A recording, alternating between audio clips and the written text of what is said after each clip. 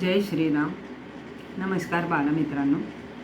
मागच्या भागात आपण बघितलं हनुमंत झाडावर बसून रामचरित्र गायन करतो आहे. त्यांनी थोडक्यात रामचरित्र सांगितलं इथपर्यंत की सीतेला रावणाने हरण करून नेलं.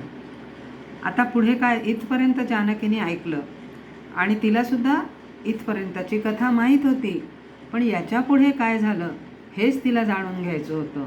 आणि म्हणून तिने विचारलं की मग पुढे काय झालं. पुढे काय झालं असं जानकीने विचारल्यावर त्यांनी सांगितलं की पुढे राम लक्ष्मण ऋषमुख पर्वतावर आले आणि तिथे त्यांची सुग्रीवाशी भेट झाली. सुग्रीव पण समदुःखी होता म्हणून एक दुसऱ्याला मदत करायची ठरली आणि तिथेच त्यांची हनुमंताशी भेट झाली. वालीचा वध झाला आणि सीताशोध मोहीम सुरू झाली.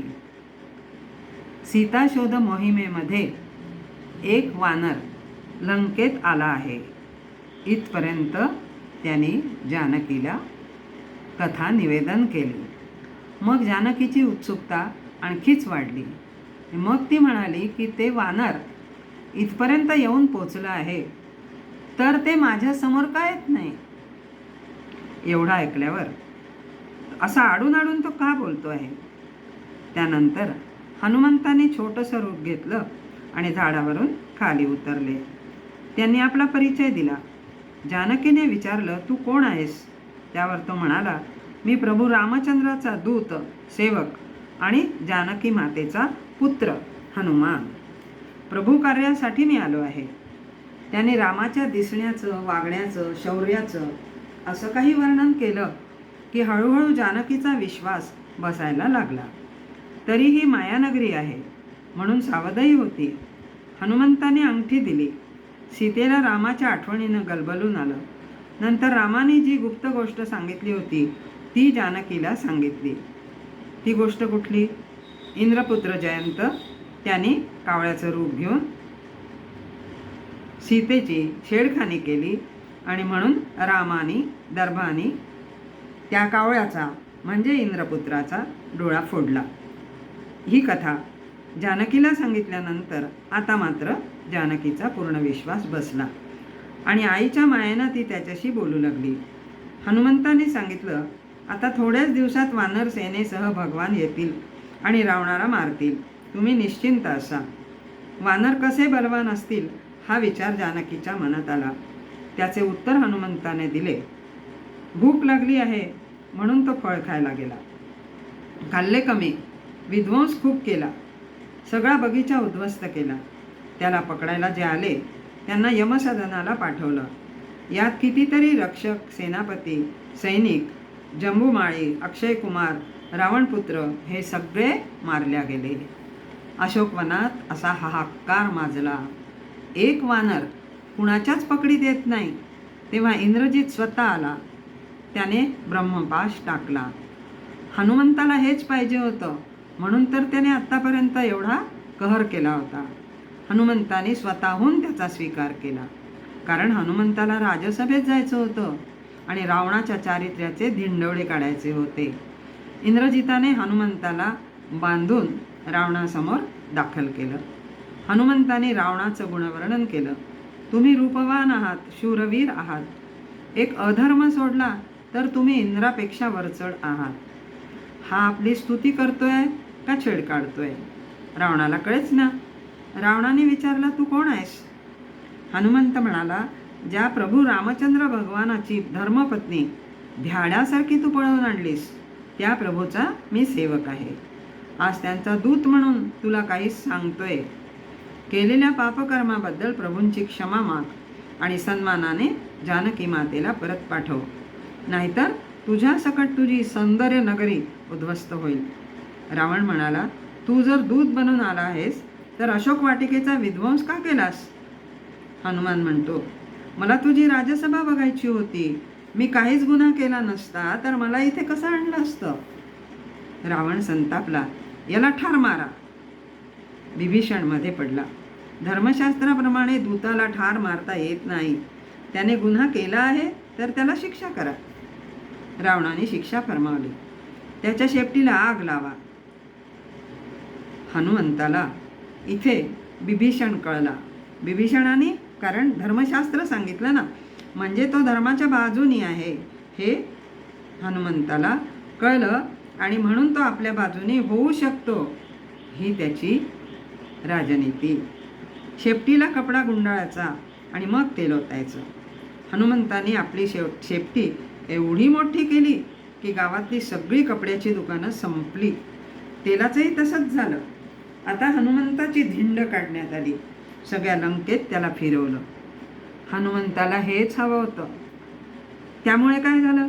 लंकेतले सगळे रस्ते त्याला कळले. लोक त्याच्या अंगावर कांदे, टमाटे, चपला यांचा भडीमार करत होते. होता होता धिंड प्रमुख स्थानी आली.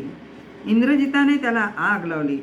हनुमंताने ब्रह्मपाशाचा अपमान न करता स्वतःचं शेपूट स्वतःचं शरीरच छोटं केलं आणि तो निसटला. एका इमारतीवर जाऊन बसला.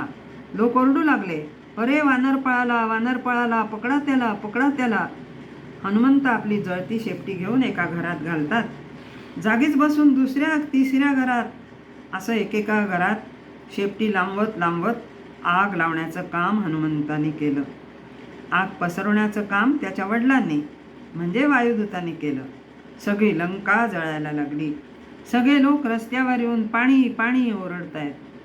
तबेला जळाला, शस्त्रागार जळाले, पागा जळाल्या, हाहाकार झाला.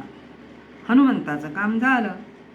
शेपटी विझवण्यासाठी तो समुद्रावर आला आणि त्याने आग विझवली. त्याच्या लक्षात आलं की एवढी आग लागलेली असताना मला चटका कसा बसला नाही.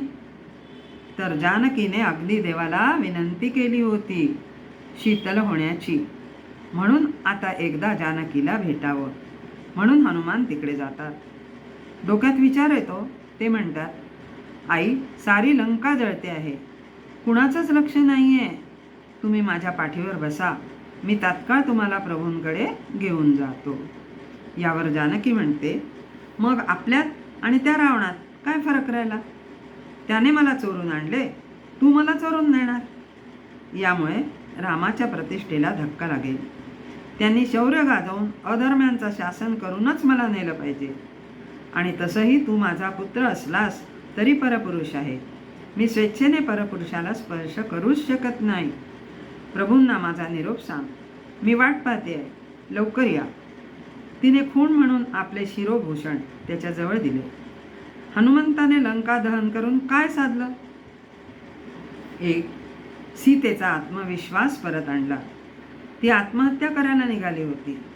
आता हनुमंताने तिला सौम्य रूप, रौद्र रूप, विराट रूप दाखवून तिची आशा पल्लवित केली.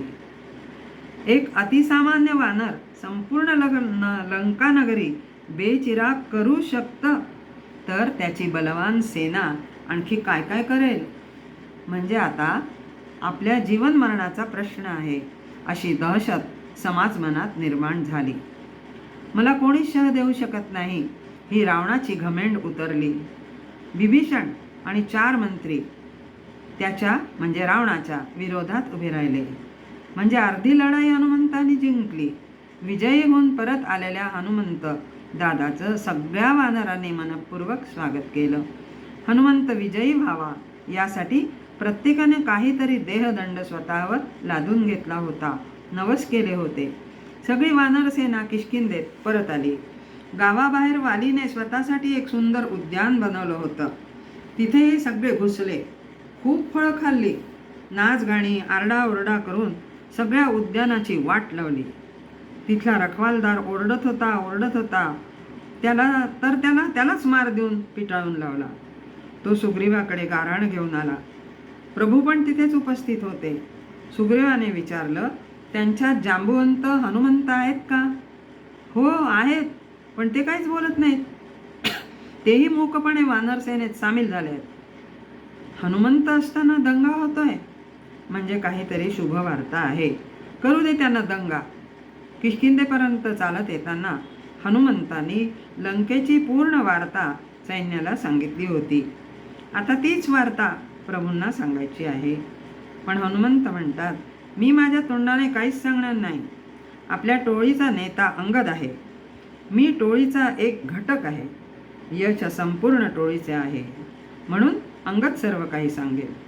कुठलंही पद नाही, अधिकार नाही, पण त्यांच्याशिवाय कुठलंच काम होत नाही. म्हणून ते वानरयूत मुख्यम.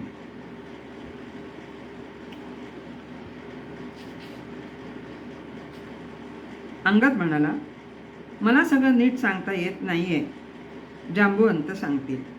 आणि मग जांबुवंतांनी पूर्ण हकीकत सांगितली.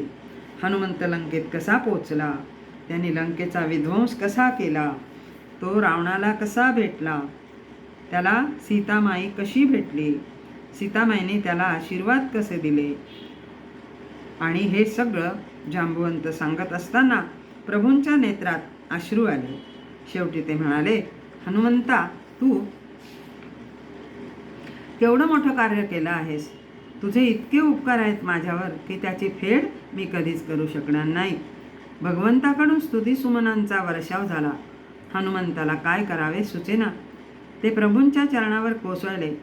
आपल्या अश्रूंनी अभिषेक केला. प्रभू विचारतात, अरे काय झालं.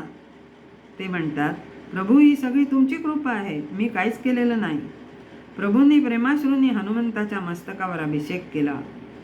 म्हणजे हनुमंत प्रभूंच्या चरणावर अभिषेक करतो आहे आणि प्रभू हनुमंताच्या शिरावर अभिषेक करतो आहे.